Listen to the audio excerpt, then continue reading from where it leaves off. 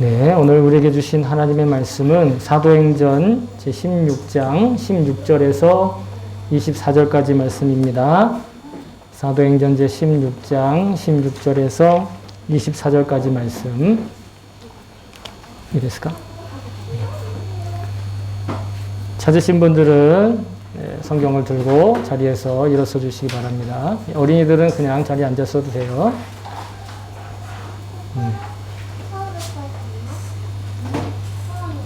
자, 16장 16절부터 24절까지 우리 잠목소리로 받들어 읽겠습니다. 시작. 어느 날 우리가 기도하는 곳으로 가다가 귀신 들려 점을 치는 여종 한 사람을 만났는데 그는 점을 쳐서 주인들에게 큰 돈벌이를 해주는 여자였다. 이 여자가 바울과 우리를 따라오며 큰 소리로 이 사람들은 지극히 높으신 하나님의 종들인데 여러분에게 구원의 길을 전하고 있다 하고 외쳤다.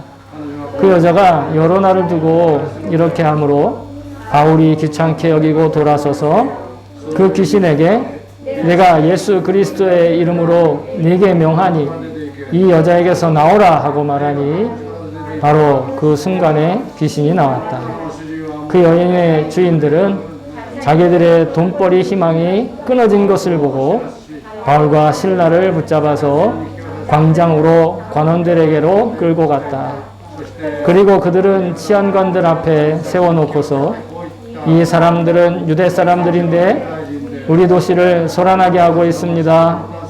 이 사람들은 로마 시민인 우리로서는 받아들일 수도 없고 실천할 수도 없는 부당한 풍속을 선전하고 있습니다.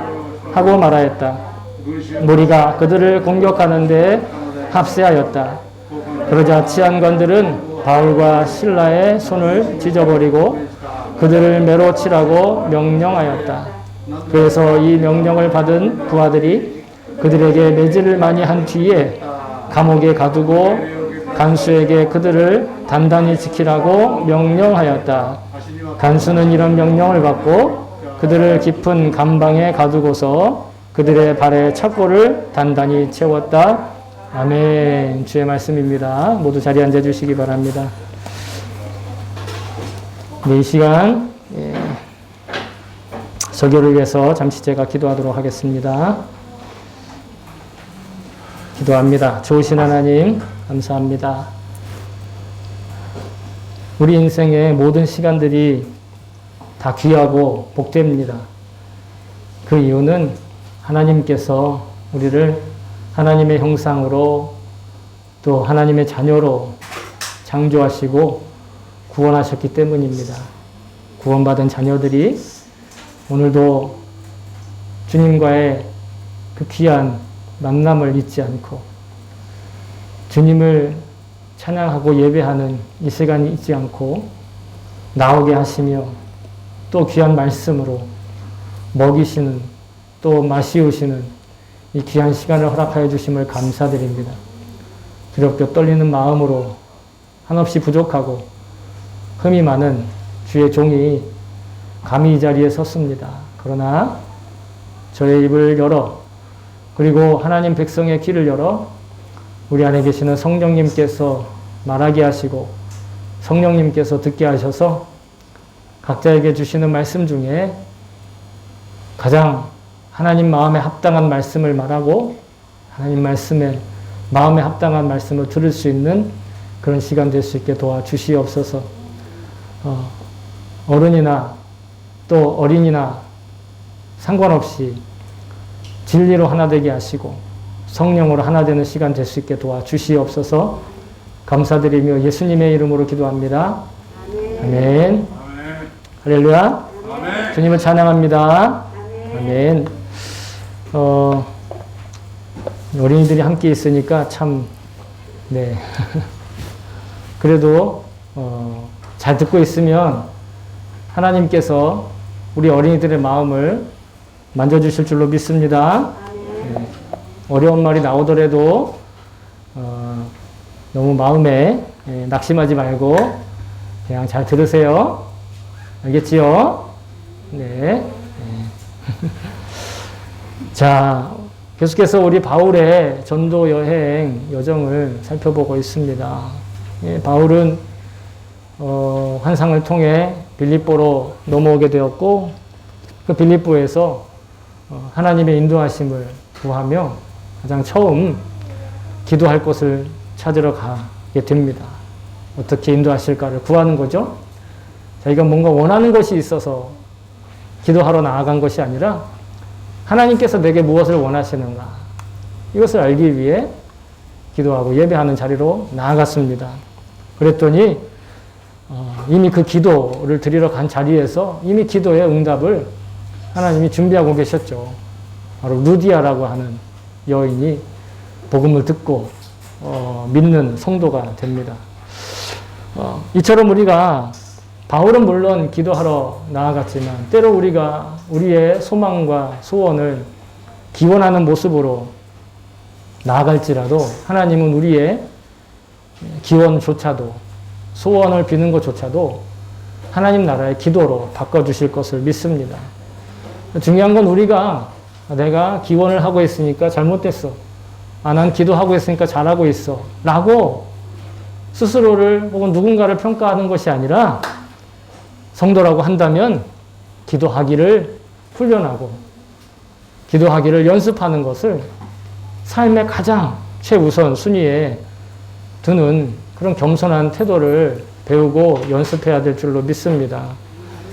저와 여러분은 이 바울처럼 삶의 가장 우선순위를 예배와 기도하는 자리에 나오는 것으로 그래서 이 귀한 자리에 사도의 본을 따라서 이 자리를 지킨 줄로 믿습니다. 오늘도 주님께서 저와 여러분에게 예비하신 귀하고 복된 약속의 성취가 이 시간에도 충만하게 임하시기를 축복합니다. 자, 루디아의 집에서 기거하고 있다가 거기서 이제 전도 여행의 본거지를 삼았지만 그들은 이제 매주 안식일에 기도하러 같은 장소로 나아가기 시작했습니다. 그리고 기도하러 가는 길에 오늘 본문에서는 아주 특별한 사건을 만나게 되는데요. 바울이 정말 비범한 사람이었다라는, 전도자였다라는 것을 이 아라첸, 그 누구도 바울에 대해서 알려주지 않았는데 이 바울에 대해서 말을 하는 한 여인이 나타나죠. 근데 그 여인이 그렇게 바울에 대해서 알 수 있었던 것은 그가 귀신 들려서 점치는 사람이었다라는 것입니다. 그러니까 이거 가지고 그러면은 정말 귀신이 용하네, 잘 알았는데 이렇게 이해하실 뜻이 아니라 귀신 들려서 점치는 것으로 생계를 유지하고 있던 그리고 그런데 그 생계를 유지하는 것이 자기의 생계를 유지하는 것이 아니라 실은 그 여자가 노예였고 그 노예를 소유한 주인들의 생계를 유지하게 하는 수단과 방법이 된, 즉 하나님의 형상으로 창조된 사람을 돈벌이의 수단으로 삼았다라는 것이 오늘 말씀의 핵심입니다. 그가 귀신 들려가지고 점쳐가지고 점치니까 돈 많이 벌어서 좋겠네. 이게 아니라 그렇게 사람을 돈벌이의 수단으로 여기는 사람을 만났다라는 것이에요.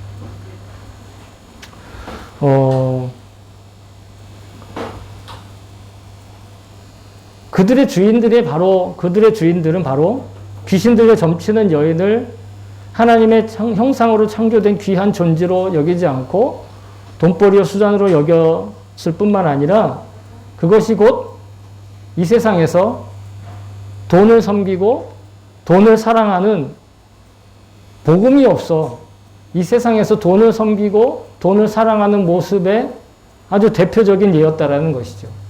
당시에만 그런 것이 아니라 실은 따지고 보면 오늘날에도 이 여자 점치는 귀신 들린 여자 노예의 주인처럼 이 세상의 가치를 보고 있는 사람들이 너무도 많다라는 것입니다. 때로는 우리도 그런 흐름에 휩쓸려서 이 세상을 그렇게 보게 되는 경우도 있다라는 것이죠. 복음이 없는 이 세상의 가치관은 바로 돈을 섬기고 돈을 사랑하느라 하나님의 형상인 사람의 존재의 가치를 무시하고 멸시하게 된다라는 것이에요. 이것은 하나님이 당신의 형상으로 만드신 사람을 무시하고 사람을 멸시하는 것은 곧 그 하나님을 멸시하고 하나님을 무시하는 것과 다르지 않다라는 것입니다. 예수님은 제자들에게 이렇게 말씀하셨습니다. 한 사람이 두 주인을 섬기지 못할 것이니 혹 이를 미워하여 저를 사랑하거나 혹 이를 중히 여기며 저를 경히 여김이라 너희가 하나님과 재물을 겸하여 섬기지 못하느니라. 하나님과 재물을 겸하여 섬기지 못한다 말하는데, 여기서 말하는 재물이라는 것은 단순한 돈을 뜻하는 말이 아니라 돈을 의인화해서 신으로 말하는 그런 맘몬이라고 하는 돈의 신을 말하고 있습니다. 즉 맘몬 신을 섬기든지 하나님을 섬기든지, 돈의 신인 맘몬을 섬기든지 창조주인 여호와 하나님을 섬기든지 둘 중에 하나만 섬길 수 있다라는 거예요.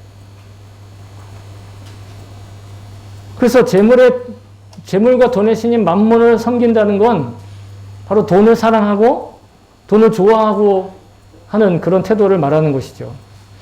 근데 사도 바울도 이렇게 얘기했습니다. 디모데에게 돈을 사랑하는 것이 일만 악의 뿌리가 되나니 이것을 사모하는 자들이 미혹을 받아 믿음에서 떠나 많은 근심으로써 자기를 찔렀도다. 즉 돈을 사랑하는 것 때문에 믿음이 자라지 못한다라는 거예요. 돈을 사랑하는 것 때문에 근심하게 된다라는 거예요.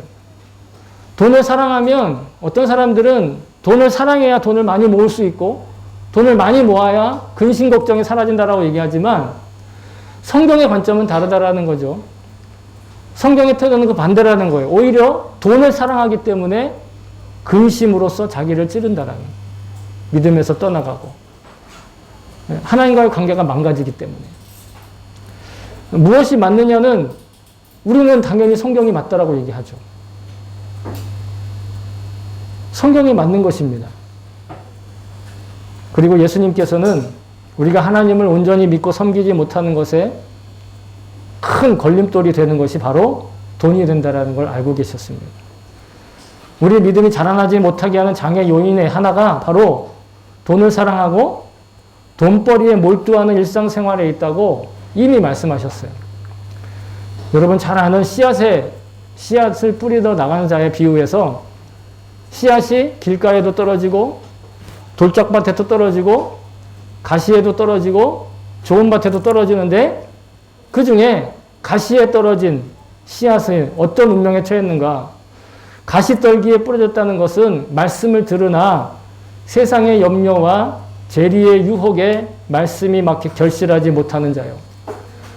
말씀을 들었는데 싹도 나고 줄기도 나고 성장하지만 그 위에 가시가 덮여서 더 이상 성장하지 못하고 열매 맺지 못하는.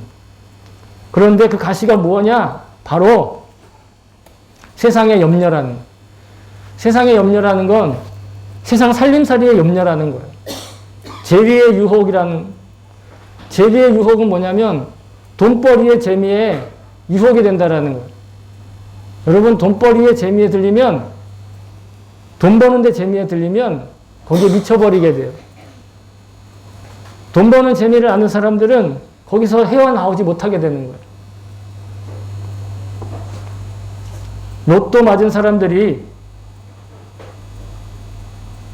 뭐 이거는 일반화하는 건 아니지만 많은 경우에 로또를 맞고도 불행한 삶을 사는 사람들이 많답니다. 로또 맞으면 다 행복할 것 같은데. 뭐 하나하나 다 예를 들을 수는 없지만 돈 그 자체가 우리를 행복하게 하지 못한다라는 거예요. 특별히 믿음 생활에 있어서는 돈은 우리에게 디딤돌보다는 걸림돌이 될 확률이 높다. 일상생활을 지키기 위한 경제활동, 그것 때문에 염려하게 되는 것, 그것이 가시밭에 떨어진 거라는 거예요. 근데 성경은 이렇게 여러 곳에서 경제적인 윤택함을 경계하고는 있어요. 그러면 그러니까 우리 다 경제활동 하지 말고 돈 벌지 말고 다 그냥 돈벌이 포기하고 살아야 되느냐? 하지만 저는 또한 성경적인 근거로 그렇지 않다라고 자신 있게 말씀드릴 수 있습니다. 우리가 확실하게 분별해야 되는 건 뭐냐면 경제활동을 포기해야 된다. 돈을 멀리해야 된다. 돈벌이를 하지 말아야 된다가 아니라 경제활동을 포기하거나 돈벌이 자체에 관심을 기울이거나 경제활동하면 염려를 품고 걱정하고 때로는 돈 버는 재미에 빠져서 마음과 생각을 빼앗겨서는 안 된다는 거예요. 오히려 성경은 우리가 재물을 얻는 것과 그 재물을 자유롭게, 지혜롭게 사용하는 것을 부정하지 않고 그것을 하나님의 축복의 통로로 삼으시기도 한다라는 거예요. 잠언 8장 21절에 보면 이렇게 기록되어 있어요. 이는 나를 사랑하는 자로서 재물을 얻어서 그 곳간에 채우게 하려 함이니라. 하나님께서 우리를 지혜롭게 하시고 하나님 우리가 지혜를 따라 살기를 원하시는데 그 이유가 뭐냐면 하나님을 사랑하는 사람들에게 재물을 주시길 원한다라는 거예요. 그리고 그 곳간을 채우길 원하신다라는 거예요. 이뿐만이 아닙니다. 이스라엘 백성이 출애굽을 해서 가나안 땅으로 가는데 그들에게 하나님이 약속하세요. 어떻게 약속하시느냐? 신명기 28장에 보시면 네가 내 하나님 여호와의 말씀을 순종하면 이 모든 복이 내게 임하며 내게 미치리니. 여기서 말하는 이 모든 복은 여러분 신명기 28장을 읽어보시면 됩니다. 댁에 가셔서 신명기 28장을 꼭 읽어보세요. 신명기 28장입니다. 아주 외우실 수 있도록 반복해서 말씀해. 신명기 28장. 거기에 무슨 복을 받는가? 여기 다 이야기 못하지만 댁에 가서 꼭 읽어보세요. 하나님이 우리더러 돈 벌지 말라는 것도 아니고 저축하지 말라는 것도 아니고 경제활동 하지 말라는 게 아니에요. 문제는 뭐냐면 우리의 일상생활과 경제활동을 어떻게 주의 말씀에 따라 분별할 거냐? 세상이 하는 것처럼 돈으로 자신이나 타인의 존재 가치를 헤아려서는 안 된다라는 거예요. 다시 말하면 세상이 돈을 가지고 사람들을 헤아립니다. 소유를 가지고 그 사람이 그 사람들과의 관계를 맺기도 하고 끊기도 합니다. 그래서는 안 된다라는 거예요. 그리스도인들은. 돈의 가치로 자신을 헤아려서는 안 된다라는 거예요. 누군가의 소유나 아니면 그 사람이 재정적인 실력을 가지고 차별하거나 구별하거나 인간관계를 맺거나 끊어서는 안 된다는 거예요. 소위 말해서 몸값이라는 것에 마음 뺏겨서는 안 된다는 얘기입니다. 내가 연봉 얼마짜리 사람인데 우리 집이 이 정도는 살아야지 거기에 마음 뺏겨서는 안 된다는 거예요. 오늘 본문에 귀신 들려 점치던 여인은 그 여인의 몸값은 사실은 그 여인의 것이 아니라 그 여인의 주인들의 배를 채우는 일에 사용되었다라는 것. 오늘날 많은 사람들이 이와 비슷한 심정으로 꼭 자기의 노예는 아니지만 자기 자신의 몸값을 올리기 위해 분주하기만 합니다. 자기의 몸값만이 아니라 자기의 가족들의 몸값을 올리기 위해서도 아주 애를 쓰죠. 특별히 자녀들을 교육할 때 우리 자녀들이 여기 계시지만 저를 포함해서 우리 자식들을 교육한다면서 돈을 쓰는 목적이 우리 아이들의 몸값을 불리기 위한 일이라면 당장 그만둬야 돼요. 우리 가족들의 몸값을 불리기 위해서 뭔가를 투자하는 것이고 저 사람에게 투자한다고 생각한다면 당장 관둬야 된다라는 거예요. 그게 돈을 사랑하는 거라는 거죠. 얼마나 많은 돈을 벌 수 있느냐, 아니면 얼마나 많은 돈을 가질 수 있느냐 가지고 사람의 가치를 헤아리는 것, 여러분 이것이 곧 돈을 사랑하는 것이고 만몬을 섬기는 것이에요. 돈 버는 자체가 문제가 아니라 그 돈으로 세상을 헤아리는 것. 비싸면 좋은 거고 싸면 나쁜 것. 세상이 가르쳐주는 그 가치로 세상을 판단하는 것. 그것이 바로 세상의 염려와 재리의 유혹에 그냥 마음을 내버려 두는 거라는 거예요. 세상은 어쨌든 자기의 배를 채우기 위해서만 돈을 버는 일에 가장 큰 가치를 두고 있는 게 사실이에요. 그래서 어떤 수단과 방법을 쓰더라도 돈 벌기 위해서 혈안이 되는 것이죠. 물론 그렇다고 제가 여러분들은 그러니까 지금부터 돈 다 교회 갖다 바치고 가난하게 사세요. 헐벗고 굶주리며 사세요. 이렇게 얘기하는 게 아닙니다. 예? 그것이 하나님이 기뻐하시는 게 아니에요. 예? 중요한 건 돈을 버는 일도 그리고 그렇게 벌어놓은 돈을 쓰는 일도 하나님의 마음에 합당하게 벌고 쓸 수 있다는 거예요. 그것이 복음에 합당한 자의 삶이라는 것이죠. 하나님 마음에 합당하게 벌고 저축하는 그 쓰는 일을 통해서 하나님의 뜻이 내 안에서 구체적인 현실이 되어 나간다는 것이에요. 제가 한국에서 신학대학원을 다닐 때 빚이 많았어요. 그렇다고 몇 억씩이 그런 빚은 아니고 학자금 대출을 계속 받는 바람에 그때는 제가 생각할 때 제 나름대로의 큰 금액인 1,000만 원 이상을 학자금 대출로 빚을 지고 있었어요. 하루는 등록을 해야 되는데 학교에 학비를 내고 이제 기한이 정해져 있어요. 안 그러면 학기가 성립이 안 돼요.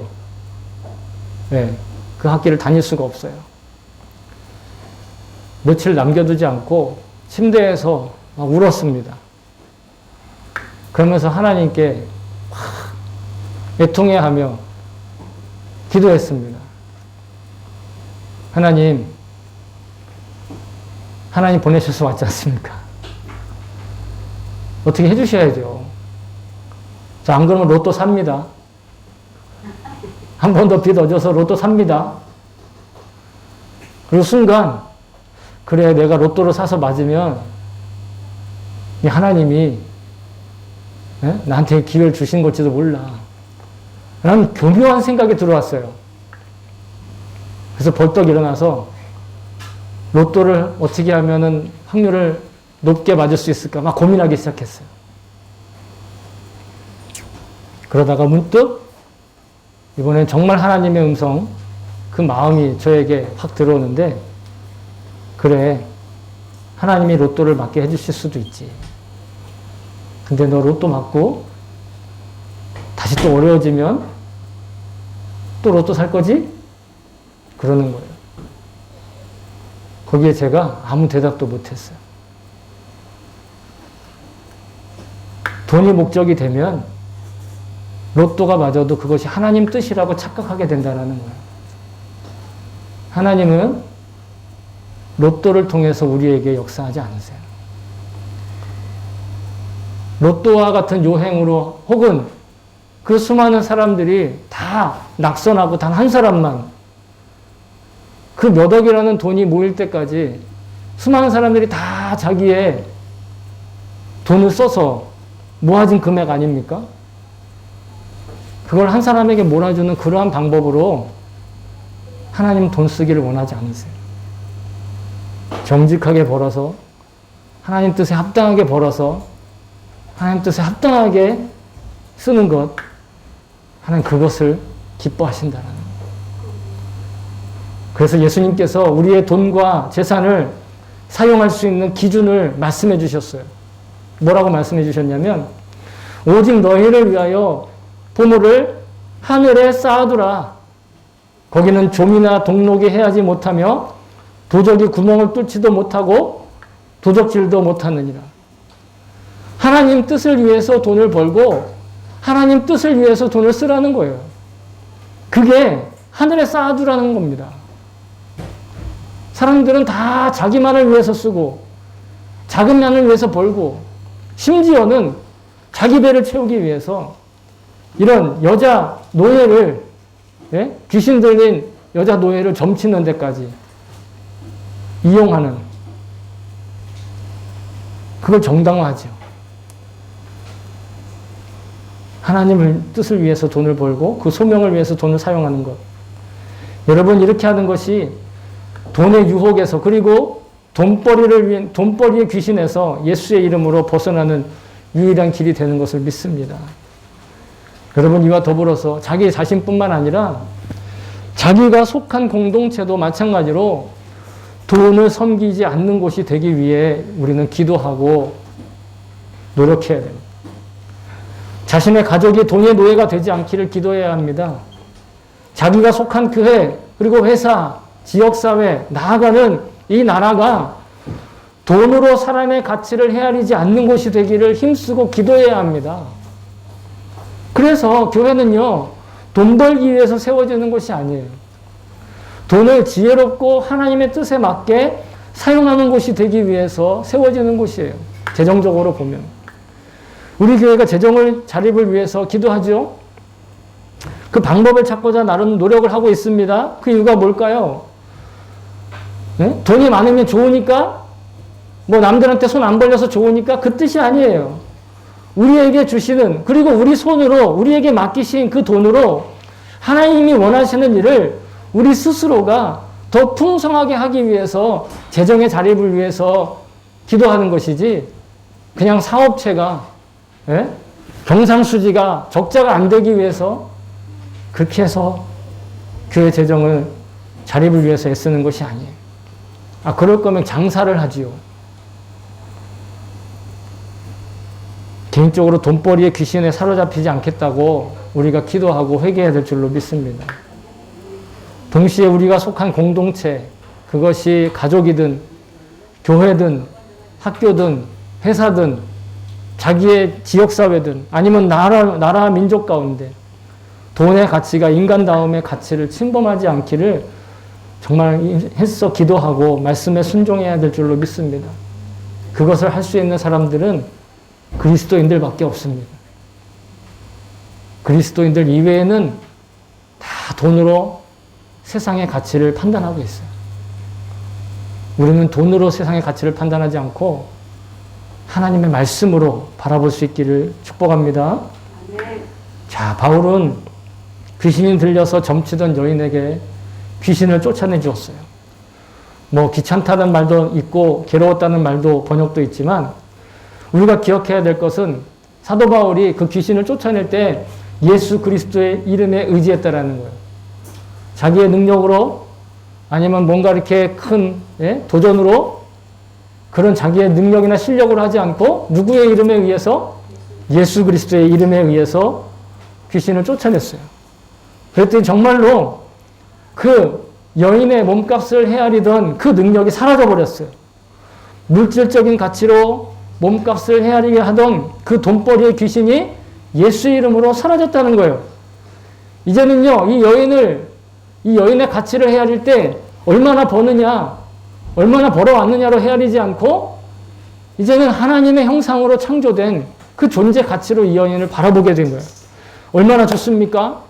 모두가 다 기뻐해야 되지 않겠습니까?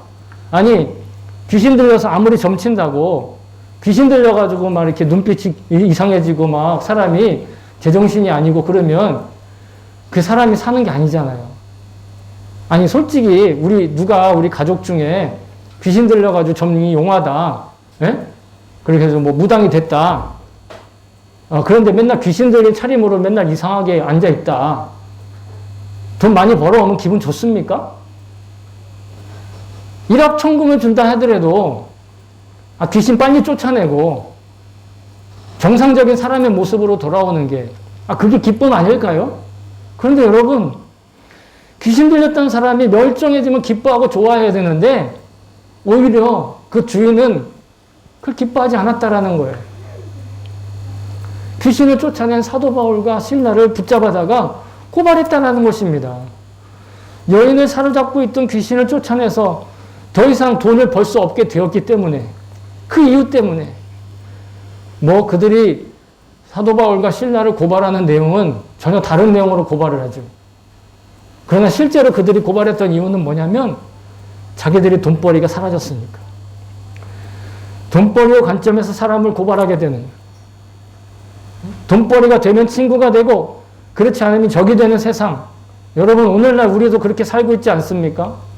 그러니까 앞서 말씀드린 것처럼 돈을 사랑하지 않고 세상의 염려와 재리의 유혹에서 벗어난 삶은 하나님 나라의 관점에서는 참으로 복된 삶이고 우리가 추구해야 될 삶이지만 솔직히 여러분 지금 우리 마음 가운데 한편으로는 불편한 이유가 뭐죠? 이처럼 세상에 고발당하니까. 이처럼 세상에 미움받으니까.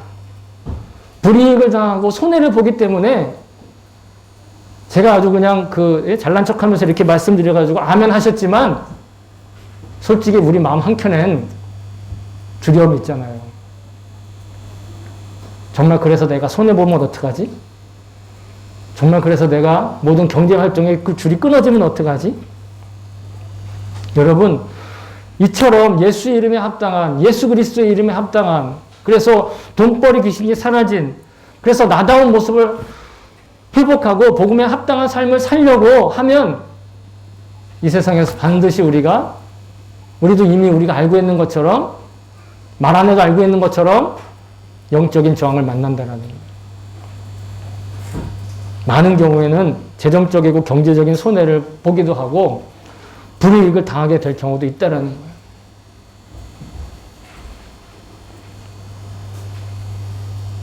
바울이 귀신 들린 여인에게 귀신을 쫓아내어 주고 정상적인 삶을 회복한 것, 사람다운 삶을 회복한 것 얼마나 귀하고 좋은 일이에요. 하지만 고발당했어요. 바울이 괜한 짓을 한 것입니까? 바울은 굳이 하지 않아도 될 일을 해서 사서 고생한 걸까요? 분명 표면적으로 보면 아마 손해를 보고 피해를 받고 매를 맞고 감옥에 갇히는 수모를 당한 것, 그것이 맞습니다. 오늘 본문은 그렇게 누명 쓰고 고난당하는 바울과 실라의 모습을 증언하고 있어요. 얼마든지 억울하다며 저항할 수도 있었을 겁니다. 하지만 바울과 실라는 그렇게 하지 않았다라는 거예요. 귀신 들린 여인의 주인들이 고발하는 내용에 대해서도 사실은 그렇지 않다라고 얘기하지 않았어요. 옷이 벗겨지고 매를 맞았습니다. 감옥에 갇히고 가장 깊은 감옥에 갇혔다고 그랬어요. 빛이 하나도 들지 않는 지하 감옥. 땅을 파서 만든 감옥. 게다가 착고까지 채워졌어. 근데 우리가 오늘 읽지 않았지만 이제 다음 주에 우리가 함께 살펴보겠지만 그러한 상황 속에서도 바울과 실라는 찬송을 불러요. 이 찬송 소리를 들으신 주님께서 하신 일에 대해서는 우리 다음 주에 다시 한번 나누도록 하겠습니다. 다만 우리는 이 돈귀신이 지배하는 이 세상에서 복음을 믿고 예수 그리스도의 이름에 의지하고 순종하다 보면 이처럼 불이익과 손해를 보게 된다라는 것을 받아들여야 된다라는 거예요. 기억해야 된다라는 거예요. 그게 너무도 자연스럽다라는 거예요. 그러나 여러분 그렇게 불이익과 손해를 본다고 해서 우리가 복음을 포기해야 할 것인가? 그렇지 않다라는 것입니다.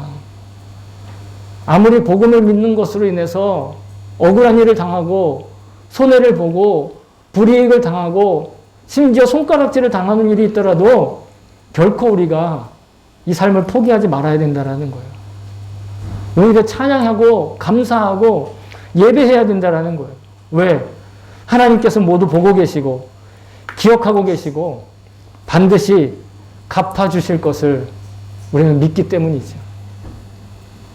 지금 당장은 복음을 믿는 것 때문에 예수님을 믿는 것 때문에 손해보는 것 같고 불이익 당하는 것 같고 억울한 것 같지만 하나님 반드시 이 모든 것들을 기억하시고 나의 영적인 원수들을 다 갚아주신다라고 말씀하셨어요.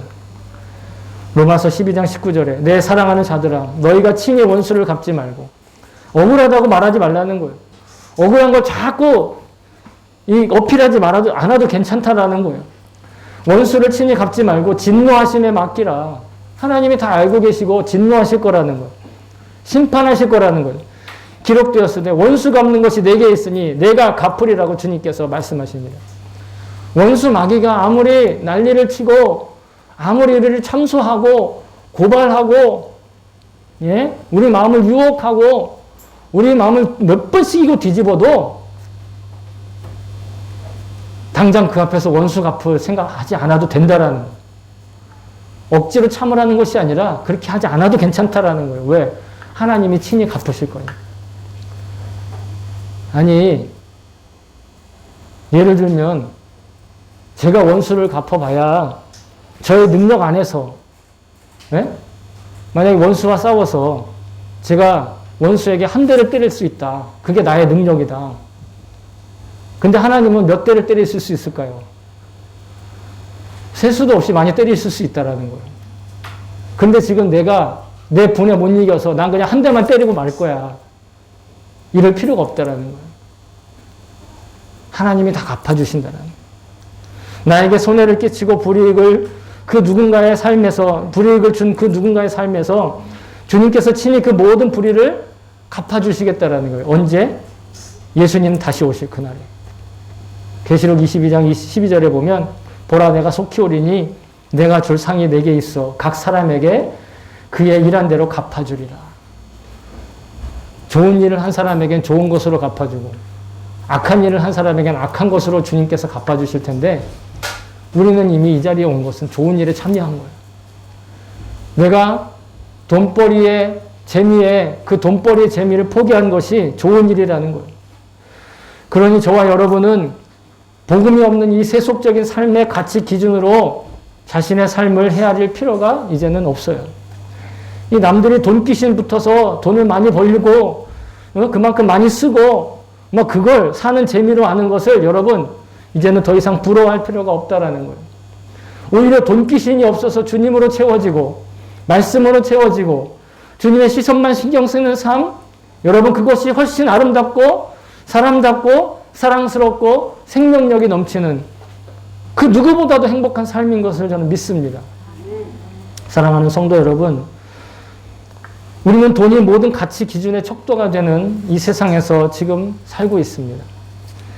물질적인 여유를 누리는 것이 행복이라는 가치관이 우세한 세상에 그렇습니다. 현실적으로 살고 있습니다. 돈의 흐름을 아는 것이 지혜롭고 행복한 삶의 조건이라고 아우성치는 이 세상에 지금 우리가 발을 딛고 살고 있습니다. 하지만 여러분 이 세상은 반드시 끝이 있습니다.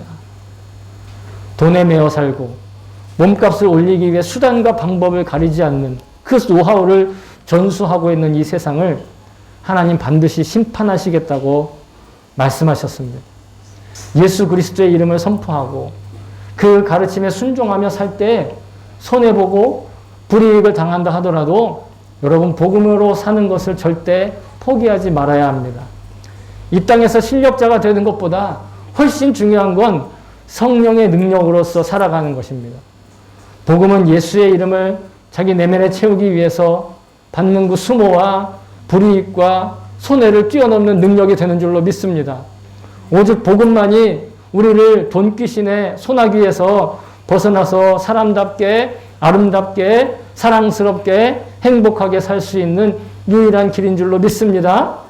저와 여러분이 이 복음의 좁은 길 포기하지 않는 참 지혜롭고 거룩한 존재로 여러분 마지막까지 남을 수 있기를 주님의 이름으로 축복합니다.